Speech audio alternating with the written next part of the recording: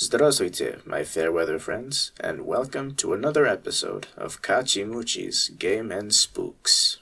This particular episode is more unique than the other episodes, as once I upload it, it will be my 100th upload on YouTube. I know that there are not many who partake in the episodes of Kachimuchi's Game and Spooks, but I would like to extend a special thank you to the ones who do. As such, I have decided to do something special for this 100th upload.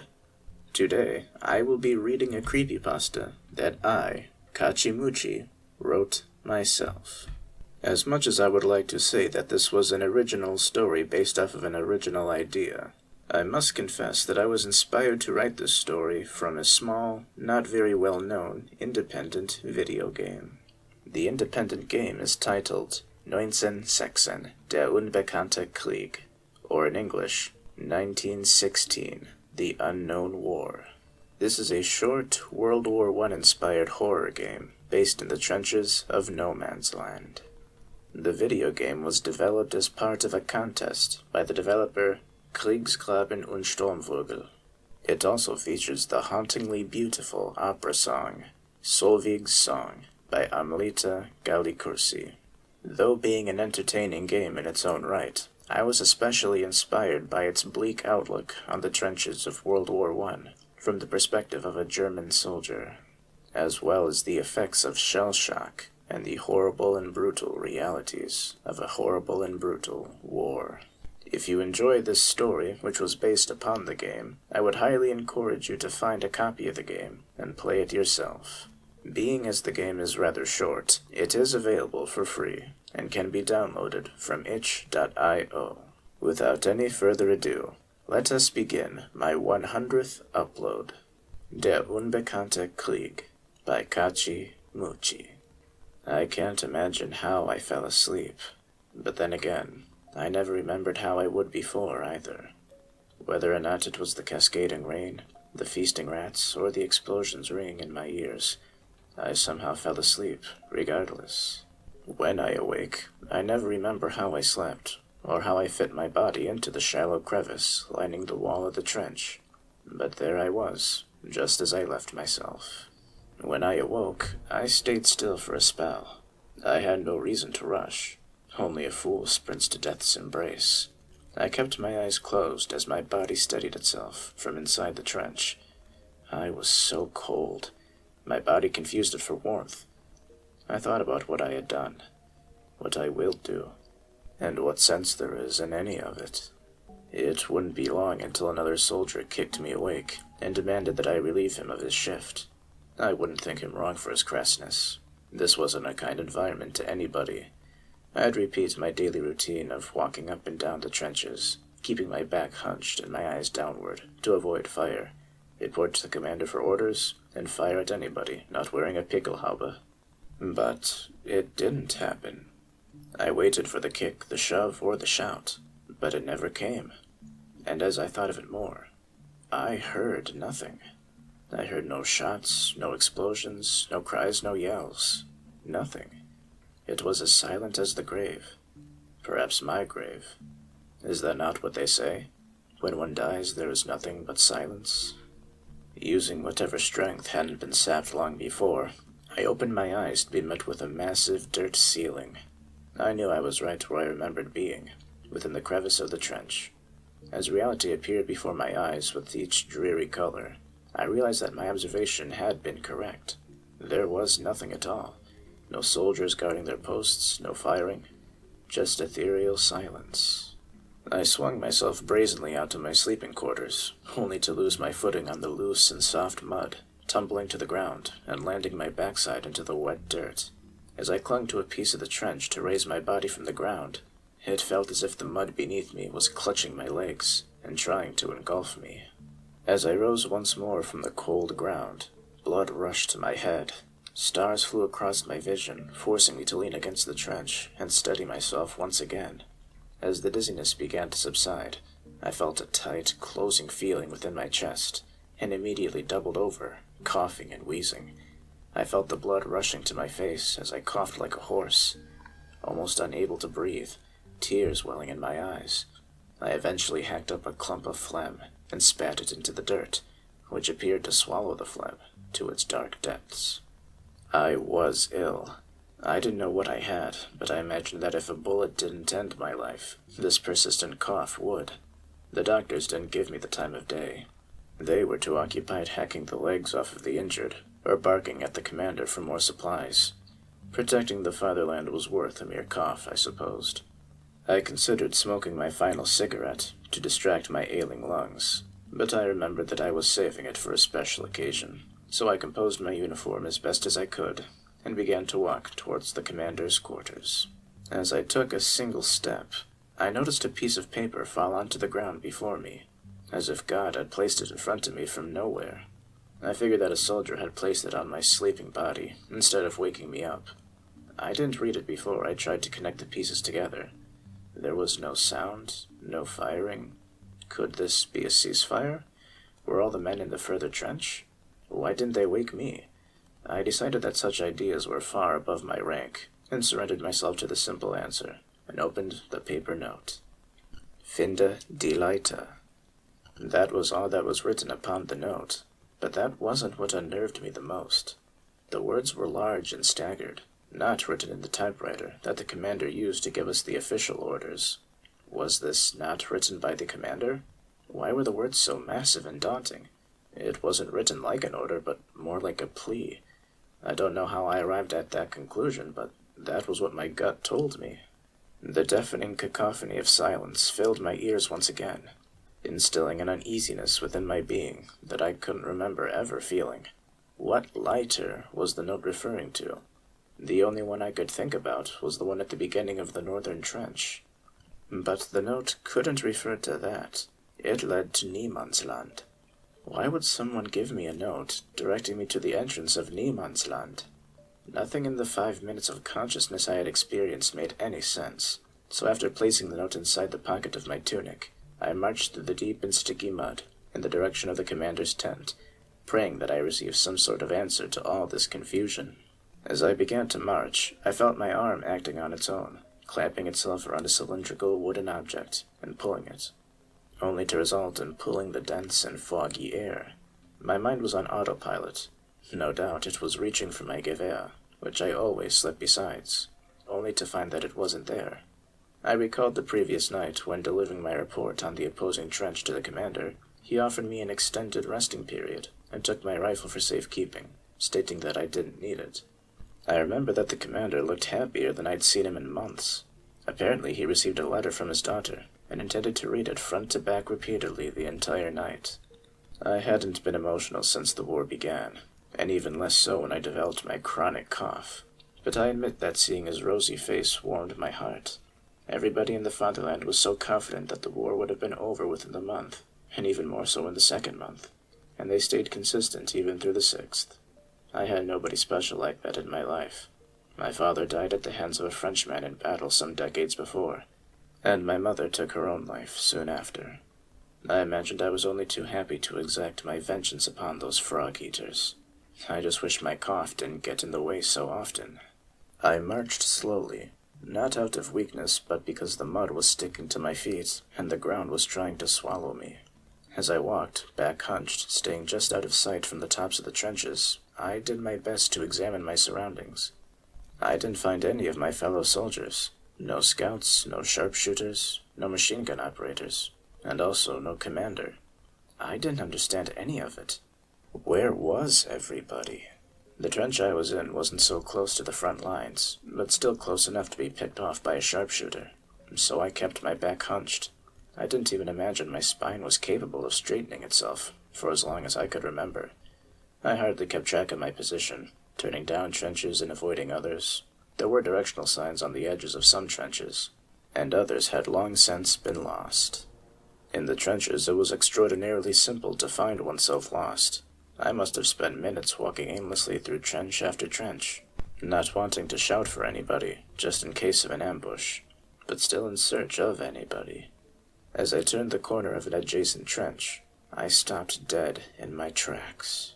At the far end of the trench I was turning into, I noticed something slither into another trench. It appeared metallic, even shiny, as it quickly flung itself into the trench facing sideways, and left my sight almost the exact moment I caught sight of it. I froze, unsure of what I had just witnessed. I knew I had seen something, but what? Could it have been a fellow soldier, schlepping a malfunctioning Maschinengewehr behind him in the dirt? Or was it the enemy, dragging the corpse of a fellow brother in arms? I stuck myself to the side of the trench, facing the metallic object, which was now gone, doing my best to blend in with the sopping, muddy dirt which fabricated the trench. I could feel my chest tightening once more, but I didn't know if it was my cold or fear. Either way, I crouched still and was as silent as the grave. Minutes passed, and after that, who knows just how long, and there I sat. My gray uniform didn't do much to hide me. I decided eventually that it was just my eyes playing tricks on me. I never did feel well since the first day in the trench, and my thoughts weren't doing so well either. I rose to my feet and unarched my back, not giving any care to sharpshooters finding an easy target. I was tired. I was only awake for around an hour, but I was so tired. As my spine contorted itself to the correct biological position, a loud, audible crack emanated from my back. The trench was so silent that it wouldn't surprise me if it echoed. I walked slightly more briskly to the sideways-facing trench, namely so my feet wouldn't sink into the ground, and also to hopefully see what had captivated my attention for so many minutes. As I turned around the bend and faced the long line of the next trench, I saw nothing. It was as empty and as silent as the other countless trenches I had walked through. Perhaps it all was just in my head. I walked through the trench, back still straight, and peeking around any intersecting trench paths in search of the metallic object, to no avail. I focused my gaze to the top edge of the end of the long trench path, and found a sign offering me a slight relief. Unbekannte, read the rotting wooden sign shaped like an arrow, covered in specks of mud and dirt, and the writing obscured slightly by the constant rain. Underneath layers of grime and sweat, my red, wheezing face may have produced a smile as I made way to the direction which the arrow sign pointed. Ordinarily, I would have kept my eyes to the ground and my back hunched. I felt relieved to gaze across the landscape of the trenches. It was a horrifying sight, so much gore and destruction, but it was far more pleasurable to the eye than puddle upon puddle of mud. As if by force of habit, my neck worked its way to face downward, and was met with another puzzling mystery. As I looked into the mud, it told me a story of its own. There were scores upon scores of footsteps. They weren't as deep as if from walking. They looked light and shallow, as if from running.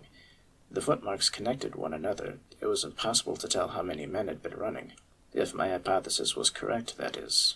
I imagined that the orders were called, directing the soldiers to Niemandsland post-haste, which would also have explained the letter directing me towards the lighter. Though, I also noticed something that may have disproven my hypothesis, if indeed I could decipher what it was I was looking at. Around the light footprints lay 2 pairs of 3 holes, in a pyramidal pattern. The holes were deep and structured. If my eyes weren't lying to me, they almost appeared to be talon marks, like that of an eagle or a hawk. They led through the end of the current trench, and went around the bend, just where the next Unbekannte sign pointed towards. I could hardly describe in words how confused I was. There were no men, no sounds, no shots, no enemies, and now talon tracks. If not for the massive ache in my chest and my wheezing breath, I might have sworn that I was dreaming, though it seemed every day was little more than a nightmare regardless. I made a decision within myself to observe and question as little as possible, until I found the commander's quarters. It wasn't worth the mental strain. My body couldn't survive much more strain. As I walked through the trench, which appeared identical to the dozens of trenches I had maneuvered to get to where I was, I realized truly how lost I would have been if not for those rotten wooden signs, pointing me to the only vestige of civilization in a war zone, as oxymoronically as it sounds. I found my neck and spine returning to their trained position of hunching, not only out of habit, but also to see where the tracks were leading, ideally to the commander's quarters. The tracks seemed inconsistent until I reached the intersection at the end of the trench, where one direction led to Niemandsland, and the other to the Kommandantenquartier I was seeking. The dozens of footprints led to the direction of the Leiter, whereas the talons led to the commander's quarters. I wondered for a moment what I should do.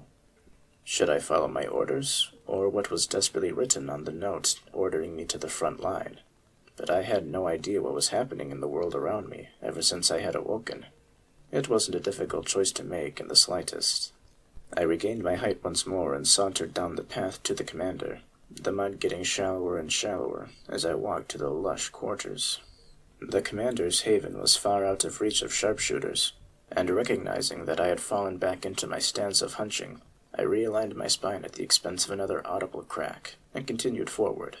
Just as I did, however, as I followed the talon trail to the wooden encampment within the trench, I noticed something within the inch-deep marks. A dark fluid filled the 3 holes. As I got closer and closer to the quarters, it wasn't cloudy enough to be mud, and it wasn't light enough to be rain. I had seen much of it before. I knew right away what it was. It was blood. The confusion that had permeated my psyche for the last hour turned into a sharp fear, a fear of what was happening around me and what I was walking towards. I walked slightly faster, my feet touching the ground lightly, and leaving light tracks upon the mud, as the blood began to build on the mud more and more. Soon I could see no talon tracks or footprints. There was only a long trail of blood, completely unobscured and untouched by the omnipresent mud and rain. My eyes and my spine contorted themselves back to the muddy ground, following the thick bloody trail to wherever it led. My gaze caught the attention of an object as I followed the trail, buried beneath a mound of earth, but enough to be noticed to a trained eye. Removing my attention to the blood trail, and my wheezing becoming stronger and louder as fear engulfed my entire being, I approached the object sticking out of the bottom of the trench. I moved my pickelhaube above my head slightly so I could see better. I then picked up the object and began to brush away the mud from it with my sleeve. And when I realized what it was, I dropped it immediately and fell backwards into the mud, into a frenzy of whimpering and coughing. It was an arm, mangled and bloody, with 2 fingers missing from the hand connected to it. I had seen gore before. I had held down soldiers screaming and crying as doctors sawed off one of their limbs.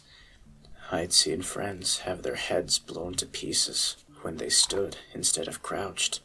What I had picked up was not the gore of war. It was the gore of nightmares. I crawled back towards the arm, not daring to touch it once more, and as I wiped tears from my eyes with my mud-encrusted sleeve, I closely examined the dismemberment before me.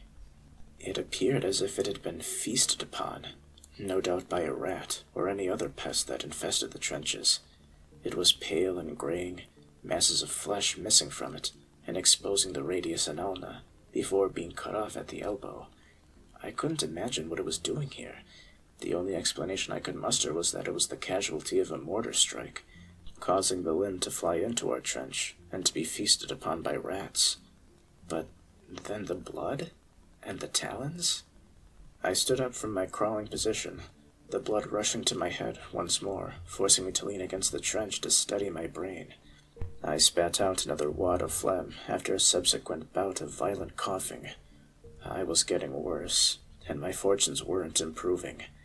Accepting the scenario for the arm, which I had invented in my head, I continued trailing the blood trail along the long paths towards the commander's quarters.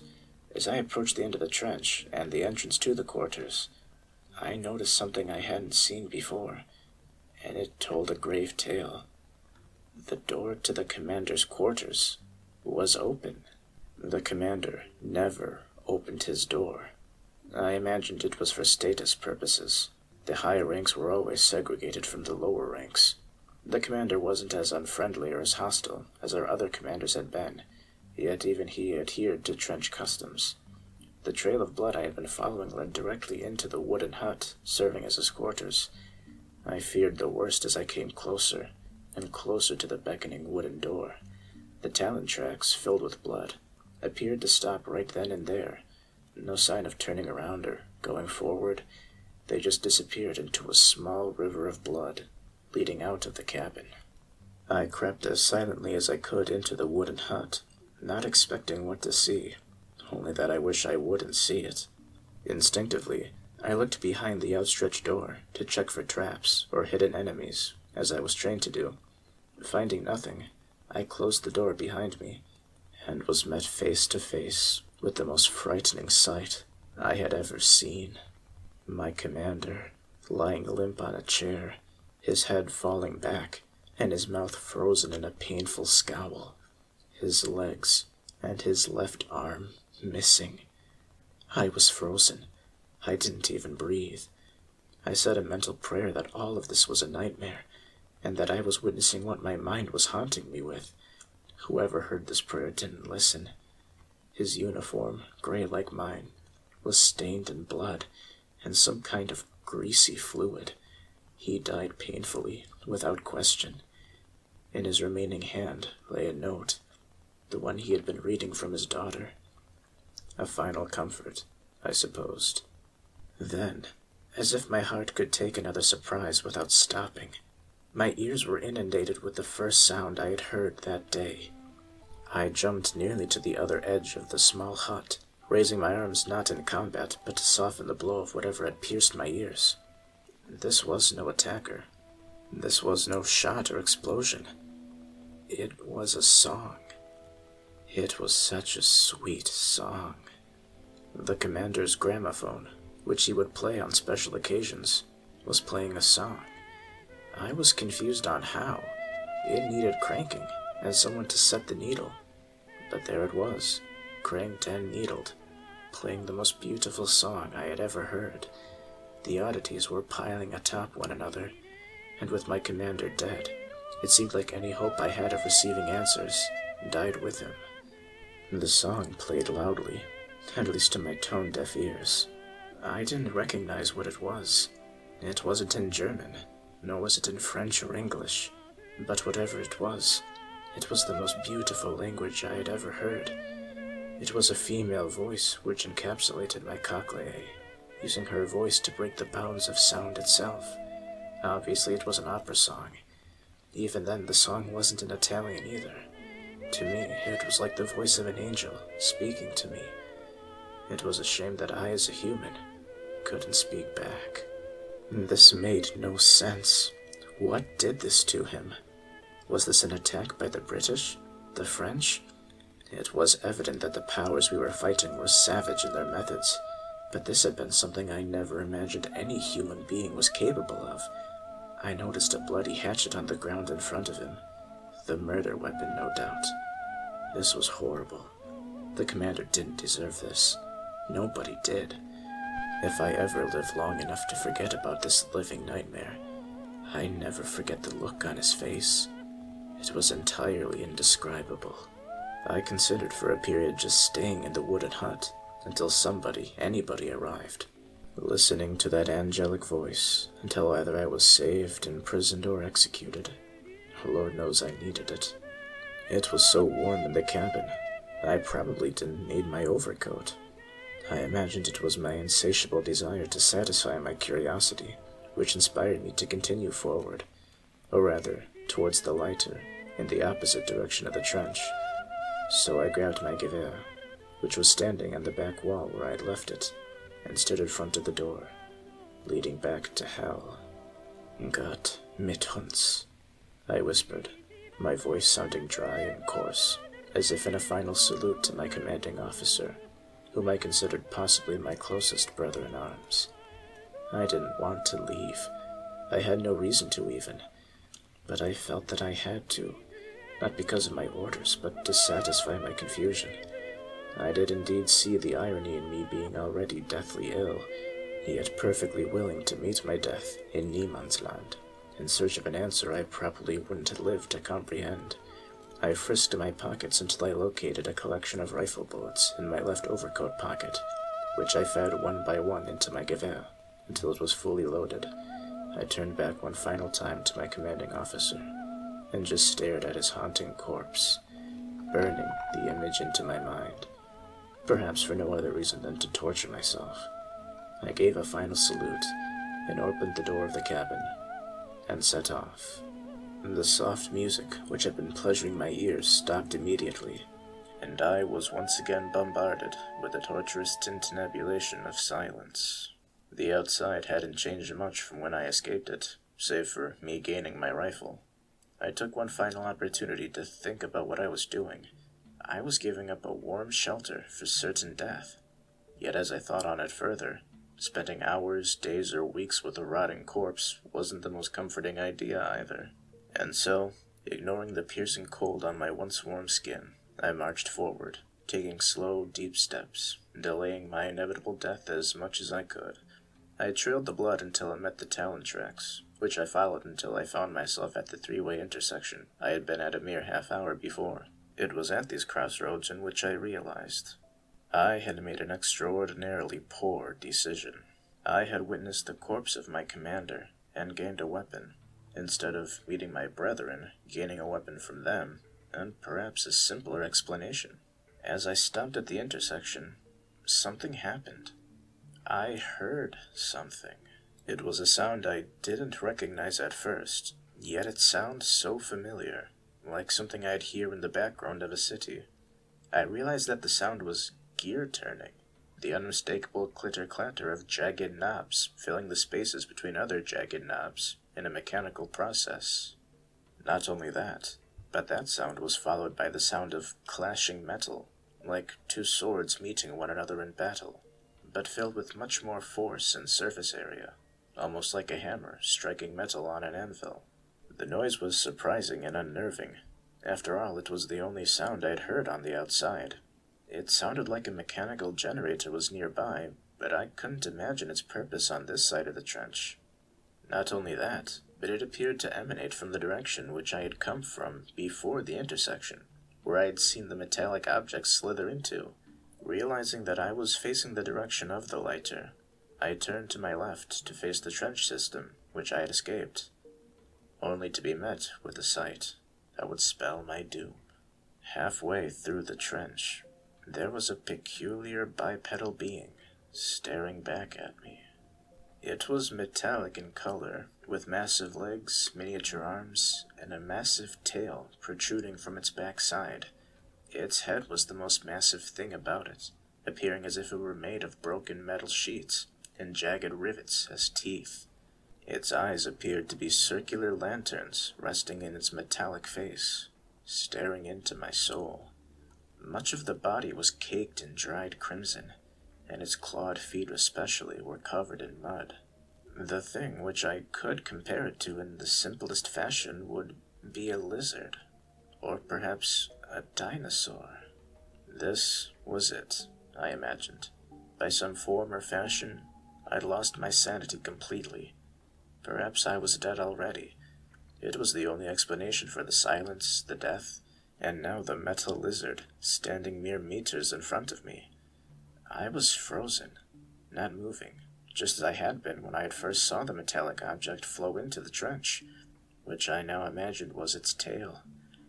I didn't know what it thought, or if it was capable of thinking, but we stood regardless, speaking to one another through our eyes. Whatever this was, whatever caused me to see it, whatever this meant, I could only rely on my instincts. My instincts commanded me to slowly remove my rifle from my shoulder sling and fire a shot at it. Maybe to kill it, maybe to scare it away. I just did not know. That is what I was told long ago, I thought. Moving slowly doesn't register in the minds of beasts. It wasn't as if it would deliver my death any faster if I were wrong. My body shivered violently, not only from my staggered and congested breathing, but from having my soul entrenched in the dim, mechanically lit eyes of the metal beast. Slowly as I could, I unslung my rifle from my right shoulder and carefully began to bring the stock to my shoulder and the iron sights to my right eye. My aim was worthless. I could hardly see properly without the assistance of my other eye, and my staggering breathing left my arms moving and shivering. Holding my breath to aim was out of the question. Denying my lungs a constant supply of air would force me to pay with attacks of violent coughing, which would undoubtedly sick the lizard upon me. I hadn't spoken to God in a long while, especially since our resident priest had been killed in a trench charge. but for this one moment, a moment I believe I needed him the most, I prayed for this shot to connect. If the worst had passed, I prayed for a quick death. If the best, I prayed for a head start, to run. The lizard appeared as still as a generator, which I thought he originally was. I could still hear the gears churning, and the metal clashing within him, yet he stood as still as a rock. I observed my arms sway and sway, the sights finding my target and losing it milliseconds later. When I believed I had correctly measured my staggering pattern, I waited for what I thought would drift my rifle in front of the beast, and when it did, I fired. It was then that I heard the third sound I'd heard that day, and ironically, a more comforting one at that. It was the loud blast of the gunshot from my gewehr, a sound I was quite familiar with, and for the first time, I welcomed the resulting ringing in my ears.